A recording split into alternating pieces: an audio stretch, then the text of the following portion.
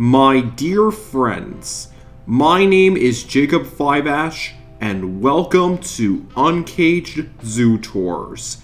If you are new to the channel and love animals, I recommend and appreciate hitting the like and subscribe buttons and the bell icon to join me on my tours. Today, we're heading back to SeaWorld San Diego for a third tour.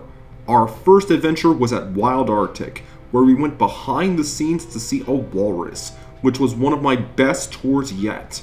Next was Orca Encounter, where we saw the park's famous orcas. Now we'll be heading to Penguin Encounter.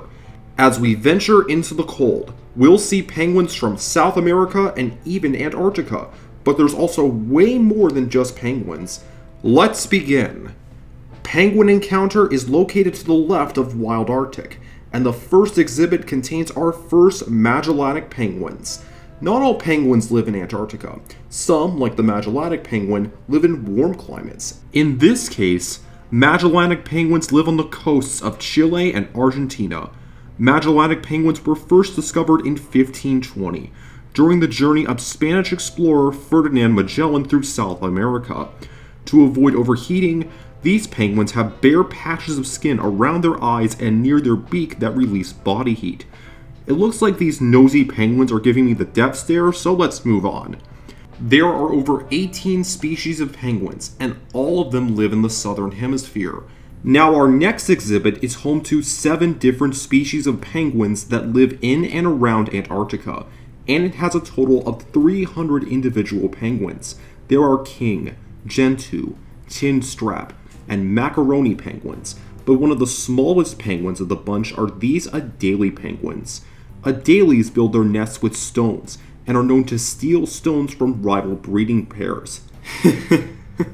So many penguins and so little stones. A rookery of Adelie penguins may have up to 5 million penguins, and they may eat up to 17.6 million pounds of krill and small fish a day.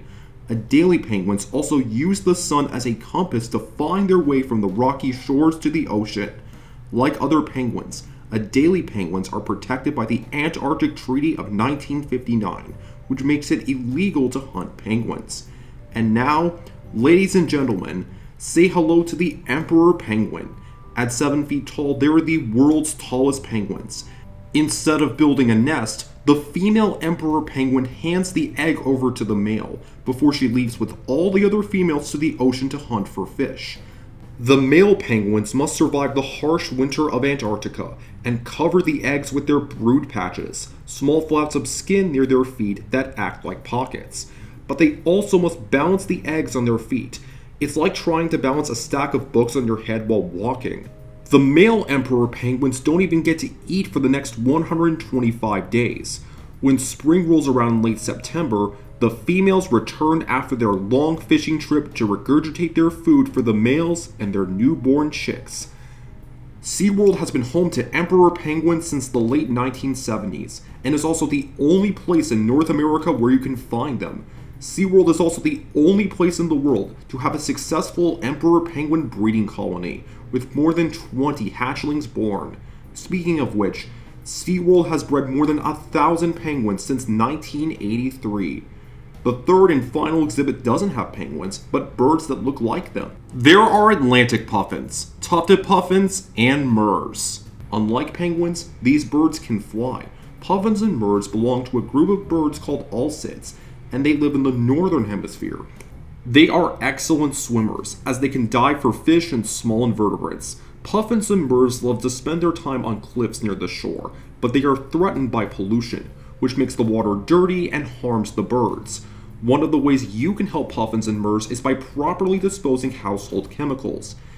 Used motor oil should never be thrown in the trash or thrown down the drain. Instead, you should drop it off at an auto parts store or at a hazardous waste facility. Besides, that would not only save puffins, but a lot of other ocean animals too. And with that, we are finished with our third tour of SeaWorld San Diego. If you visit this place, you should definitely stop by Penguin Encounter, because you may never see an emperor penguin in person again. It's a once-in-a-lifetime opportunity. When we return to SeaWorld San Diego, we'll take a quick look at Turtle Reef and Shark Encounter, where we'll get very close to a sea turtle and see some not so scary sharks. Today's question is, have you ever been to a zoo or an aquarium that has penguins? If so, where did you see them? Thank you for watching my videos, and I'll see you next time. You're smart, creative, and kind.